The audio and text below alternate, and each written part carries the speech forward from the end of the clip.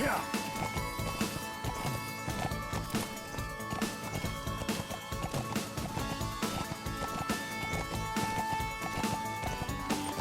Yeah.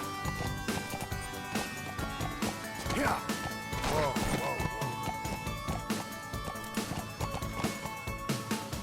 Yeah. Whoa, whoa,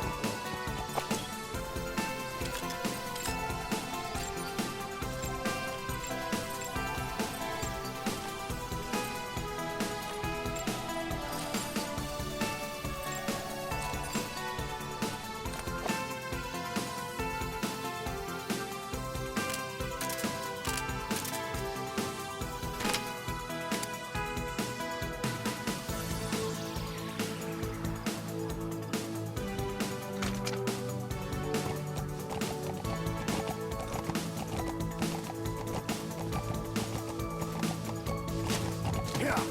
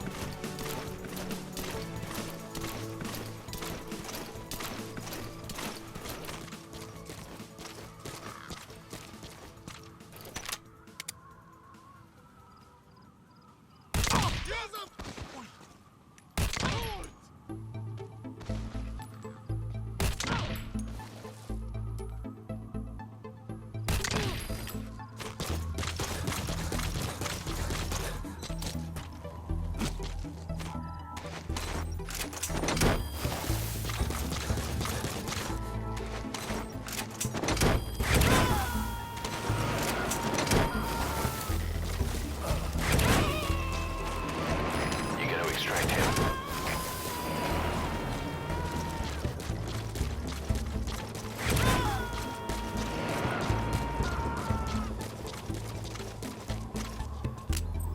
Subject on board. Leave the rest to us.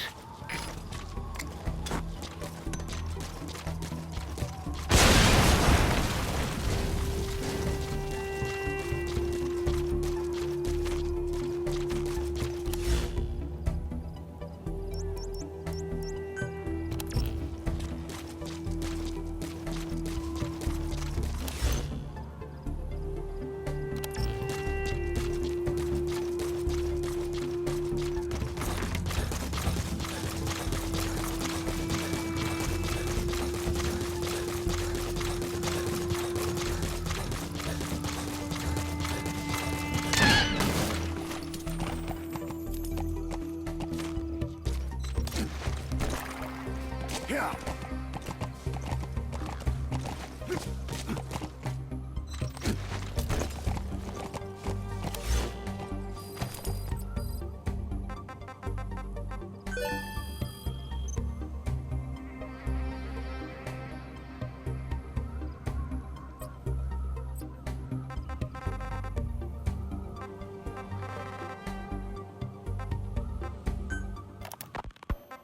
You were hospital? Miller told me about what happened. He said I was in a British military hospital, but the doctor had a Greek accent. They hire locally. Easier to trust them. Tekelia is also home to Greek Cypriots, after all. What about the Turks? They haven't returned to the south. Not yet. The Cyprus dispute is still a long way from resolved. The country is just as split as it was in '74. Turkish Cypriots in the north, Greek Cypriots in the south. Between them, the Green Line, the UN established. And Deucalion sits right on top of it. It does. Part of the buffer zone between the two groups. Another reason it was the perfect place to hide you. Easy to spot any outsiders snooping around. So how do things stand? Last year, the Turks declared that the Turkish Republic of Northern Cyprus is an independent state, though it's only Turkey that recognizes it. In the past, the Greeks and Turks lived side by side in the same villages. There are reasons to fight. Those came from the outside.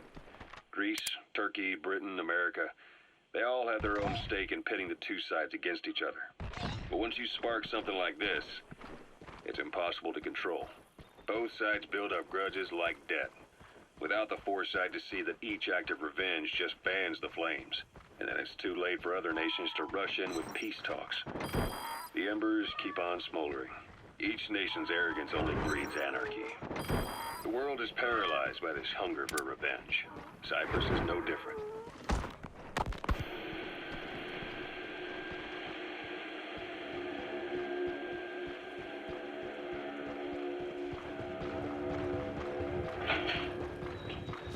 You're up.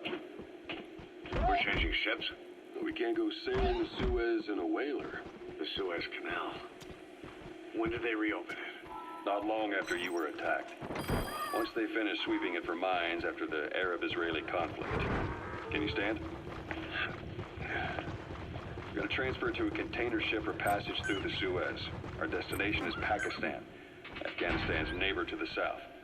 There we disembark and head via Peshawar to the Zero Line, the border. We'll travel to the Khyber Pass by road. And then? Continue on horseback. Afghanistan's main roads are under Soviet control. We'll need to go around them. It'll be all narrow, winding paths through the mountains. We'll do better on horseback. It's a local guerrilla tactic. They use the higher ridges to avoid air recons. Then they charge down the mountains for ambushes. The Soviets still haven't devised a counter-strategy. Our time frame is only half as much as we really need. It's gonna be a tough march. Better horses than boats. Well, it'll make for good physiotherapy. Take the time to get used to that new arm. While the Soviets have indicated they are not participating in the Los Angeles Olympics, primarily because the United States has made no attempt to guarantee the safety of the Soviet Union's athletes, the United States is increasingly demonstrating the belief that the issue has nothing to do with its preparations, and in fact this is retaliation for the Western nations' boycott of the previous Moscow Olympics. That concludes today's news. That's quite some news. The Soviet Union not attending the LA Olympics? Yeah. Andropov's death has changed some things. They're calling it revenge for the Western boycott of the Moscow Olympics. Countries boycotted the Moscow Olympics. Yes. In protest of the Soviet Union's invasion of Afghanistan. Over 50 countries were absent. It's too bad I didn't get to see Yamashita's judo. When the 40th Army crossed the Amu River 4 years ago, détente went right out the window. The U.S. Congress chose not to ratify SALT II, and Reagan's hardline politics won him the presidency in a landslide. According to him, the Soviet Union's an evil empire. The Second Cold War. And there's been no end to regional conflicts and civil wars. Lebanon, the Falklands, Grenada, Iran, Iraq. The story never changes. Egypt and Israel did sign a peace treaty. But then the driving force on the Egyptian side, President Sadat, was assassinated afterward. Apparently, his actions were considered a betrayal of his fellow Arabs. Islamic extremists? Yes. Fundamentalist extremists have been responsible for some bold acts of terrorism in recent years. We've had extremist students in Iran take U.S. embassy workers hostage, and suicide bombings in Lebanon. Over 300 foreign soldiers stationed there have been killed. But countries have yet to develop an effective means of dealing with terrorism.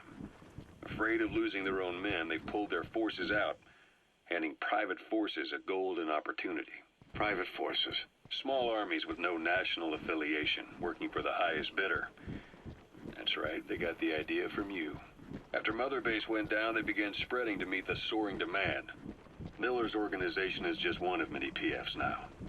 The entire world is after you. But at the same time, it needs you too. Miller told me about what happened in the Caribbean 9 years ago. You do remember Miller.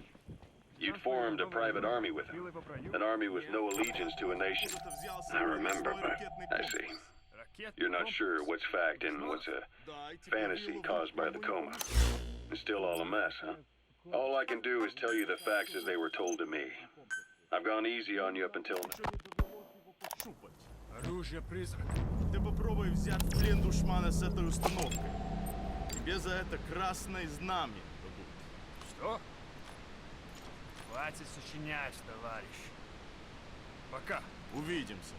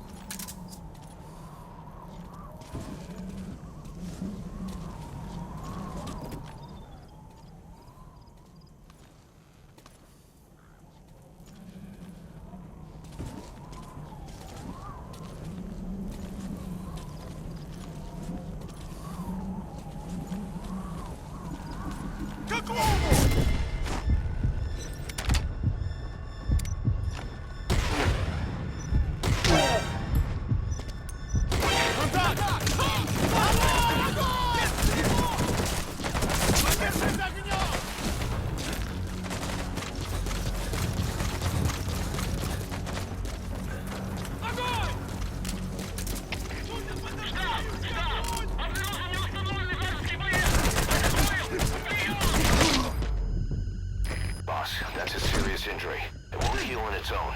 You'll need to treat it with first aid.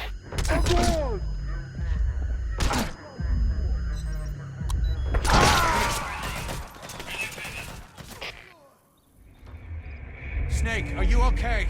Snake!